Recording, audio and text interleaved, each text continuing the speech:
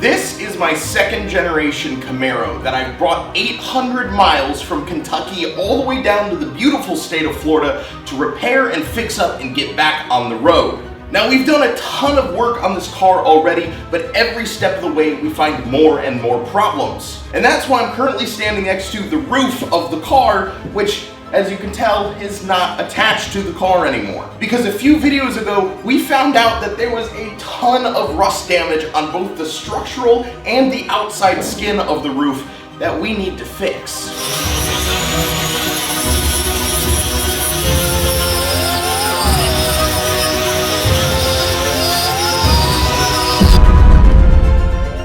So in this video, we're taking the old roof off, we're doing a ton of rust repair, and then we're getting the brand new roof put back on. Now, something a lot of people don't know about these old cars is that the roof skin is actually held in place with spot welds and also with molten lead that gets melted into the gaps between the panels. And back in the day, they did this as sort of an old school body filler before Bondo was a big thing. So in order to get the roof skin off, we have to melt all of this lead out.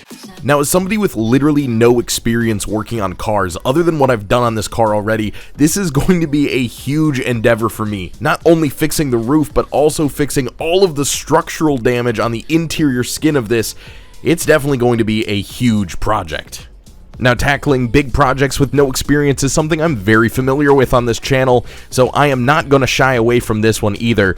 And after hanging out with some professional car YouTubers this week and seeing them use the same methodology of, well, we'll just see what works, I am definitely not afraid to try and tackle this project.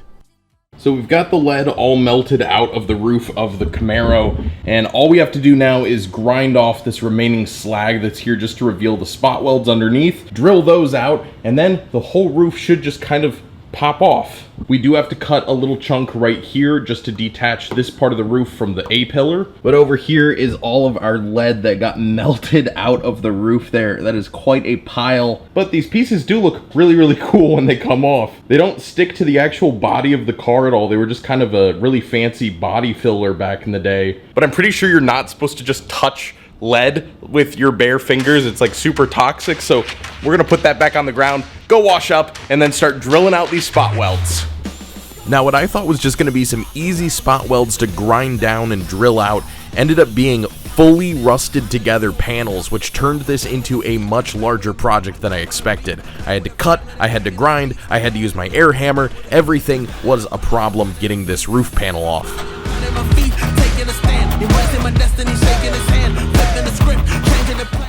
Eventually, I decided to just cut the roof off like a giant tin can instead of pulling it off the normal way, just so I could get the bulk of the metal out of the way here.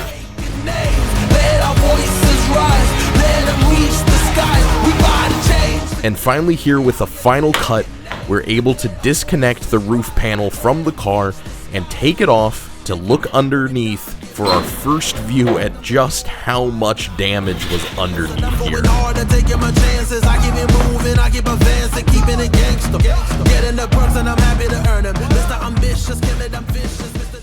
Now, taking a look at some of the damage on the old roof skin here, you can see why we had to pull this whole thing off. This whole piece here is rotted through. There is tons of surface level rust that ended up pinholing all the way through. You can see all the Bondo that's stuck in these holes all the way along. And not only is it cosmetically not good, it's structurally not good.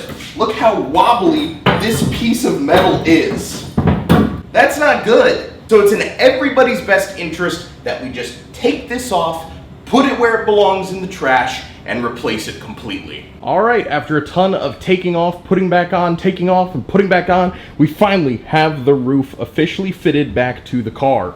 Check out these connections where the roof meets the original metal. A little bit of weld and a little bit of body filler, and these are gonna look beautiful. I still have to fit this little chunk right here where this lip kind of overlaps here. I think I'm just gonna cut that off to make it a little bit easier on myself. But this back here comes back lines up beautifully along this window channel. I am gonna have to fit some support pieces back to this inside skin, which means I will have to take the whole roof off again, but we did get it fitted, we got it properly cut, and now all that's gonna be left for the roof is taking it back off, welding in the patch panels on the interior skin, and then spot welding the roof back to the car. So we've got a little bit of work to do underneath the roof skin. Mainly on these back window channels where the spot welds were that held the roof skin on. As you can see, they're all ripped up, rusted out. Those spot welds just tore straight out as I was trying to get the roof skin off. We got a huge chunk missing right here. We got a lot of surface rust up here that we're gonna need to take care of, which interestingly enough is on the front of the roof, not on the rear where that giant hole was before. And then up here along the windshield lip, we also have a lot of patchwork that needs to be put back in, and as well as some surface rust that needs to be peeled off. So we've got a ton of metal work to do. We're gonna start by stripping this down back to the bare metal, getting all that rust off, then we'll start putting in some patch panels.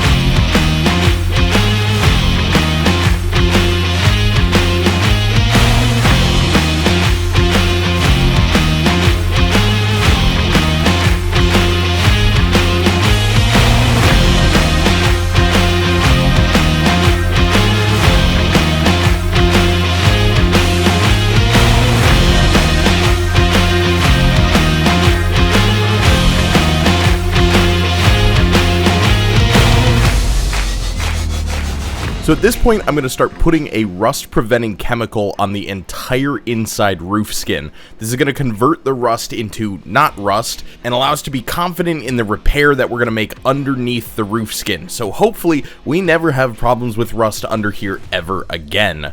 This just gets brushed on with a paintbrush. You keep it wet for about 10 minutes, spray it off with some water, and then dry the whole thing off, and it's done.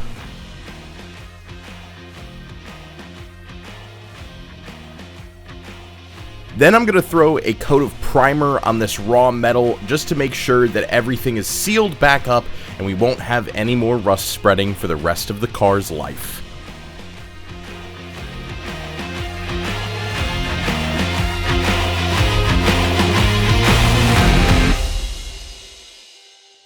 So let's talk about the harsh reality of how much work it takes to build a project car. At this point, I have about 5 episodes of content about this car uploaded to YouTube, and that has taken me around 2 years to complete. It feels like every single time that I know what I need to get done, I pull something off and there's 5 more things underneath it that also have to be done. And anybody who's ever worked on a project car knows exactly what I'm talking about. You guys out there who have spent 3-4 years perfecting your build. When I first bought this thing, I was like, man, 6-7 months, I'll be done with it easy. And now we're heading into 2 years that I've had this car and been building it. Now, I like to keep it really real with you guys and be excited about all of the progress that I make on this car, but man, since moving back here to Florida, it's been super tough to get work done. Now, thankfully, the problem isn't budget here, it's time and temperature. Here in Florida, days over the summer average anywhere from 100 to 110 degrees, and working out here in a garage every single day is literally physically and mentally exhausting.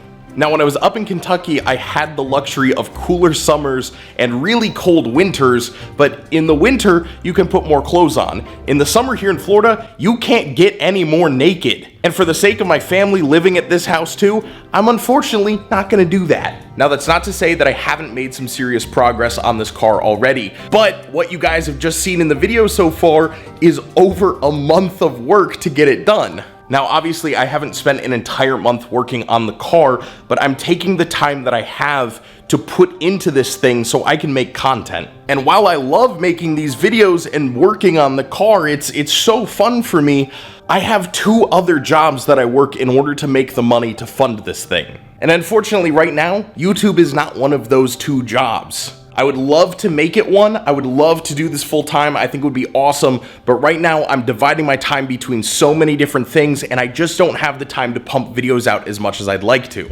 But in the meantime, we've got a lot more to do on this car. So let's jump back into making some more patch panels so we can get this roof seated back on and welded in. So in total, we actually have 6 different patch panels that need to go in here.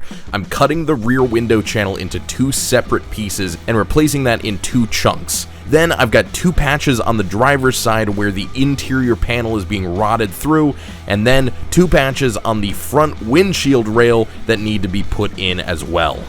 So I'm about to get real comfortable with patch panel fabrication and metalwork and welding here much quicker than I thought I was going to.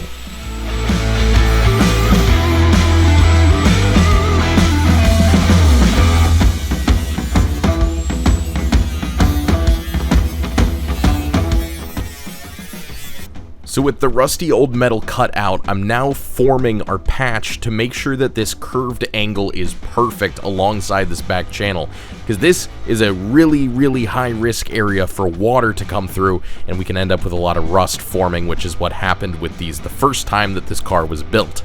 So now we're starting to weld it in, tacking it down little by little at a time, curving it around as we go to make sure everything is fitting up properly. And I actually ended up cutting this piece into 2 extra chunks to get that angle perfect as it wrapped around the curve of that back window, and then welding the rest of it in. Now we start by tacking everything down and then run all the way back across the whole thing to get it welded in place properly, and I may even put a little bit of seam sealer on this down the line. But look how good that looks, all primed up and ready to go. Now that was just one of 6 patch panels that we have to put in, so let's go ahead and move on to the driver's side here where these nasty chunks are rotted. Now this entire left side of the roof was absolutely rotted through. It was down to basically hairs of metal left, so we got to sharpen up everything and get it ready to go so we can get nice precise patch panels here. We're going to start by chipping everything out, grinding away all of that nasty rusted metal, and then we'll start making our panels. Now because this was a smaller, more intricate cutout panel, we had to use some cardboard aided design here to make sure that our piece was fitting perfectly from the start. So we make a little cardboard template, trace it out with Sharpie, and then take that template over to our sheet metal where we trace the template onto the metal itself, and then we go ahead and cut it out.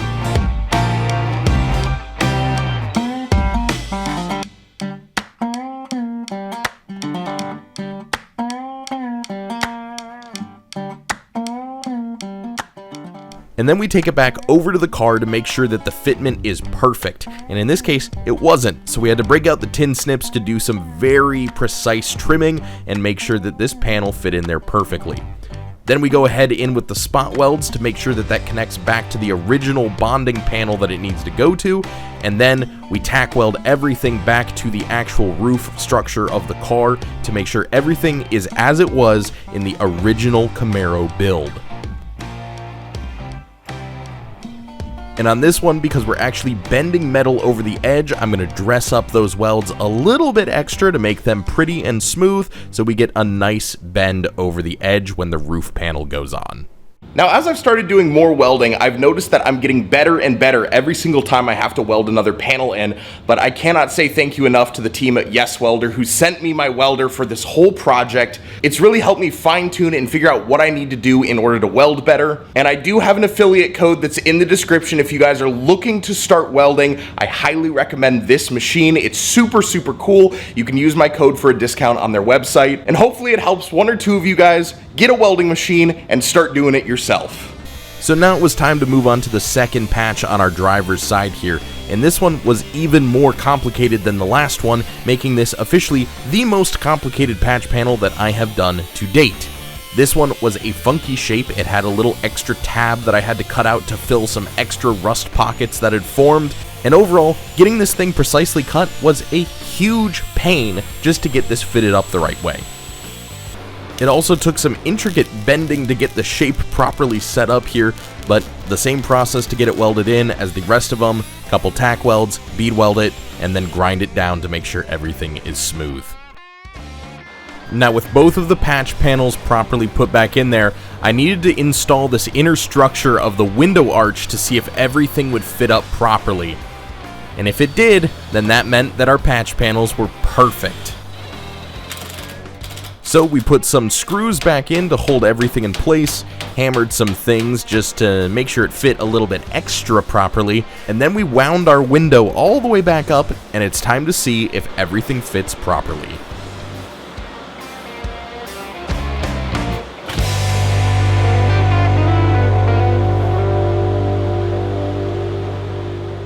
And with the entire left side of the roof done, we can now move on to the final 2 patch panels that need to go into this interior skin before we can put that roof on.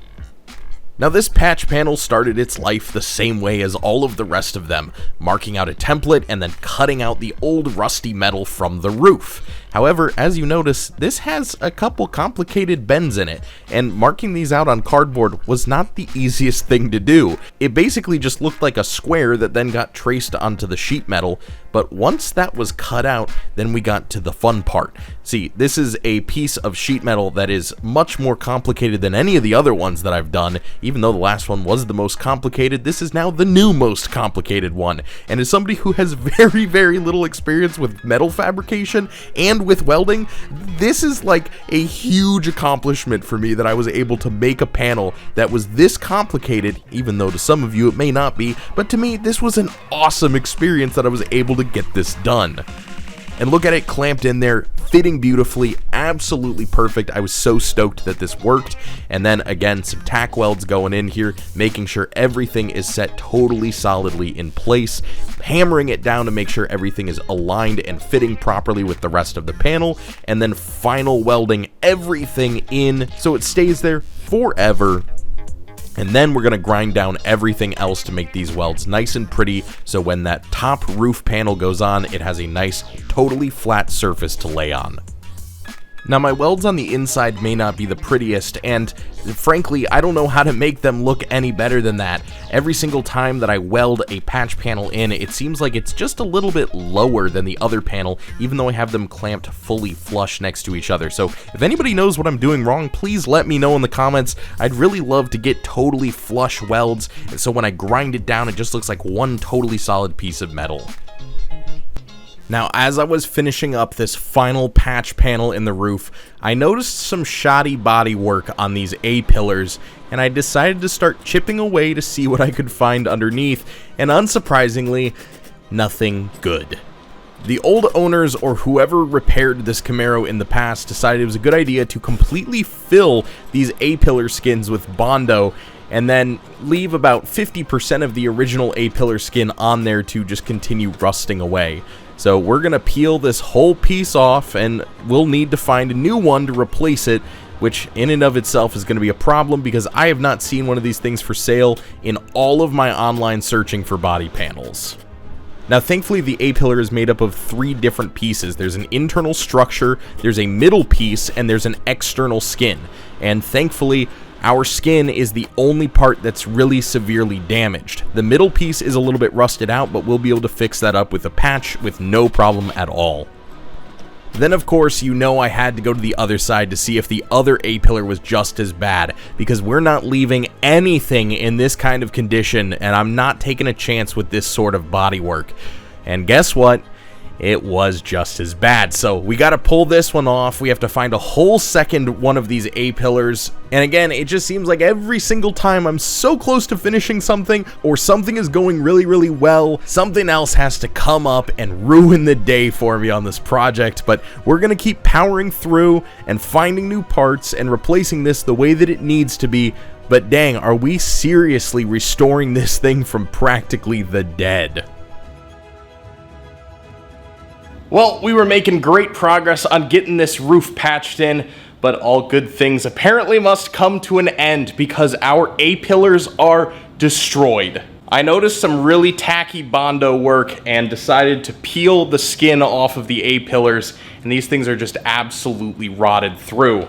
and I don't want to risk putting the roof on without the A-pillar skins on because something might not match up, and once the roof is on, it's pretty permanently set on there. So at this point, I get to now scour the internet to see if I can find A-pillar skins for the Camaro. Hopefully something comes up and they're not too expensive, but this is not a piece that I expected to replace, although I'm not really surprised.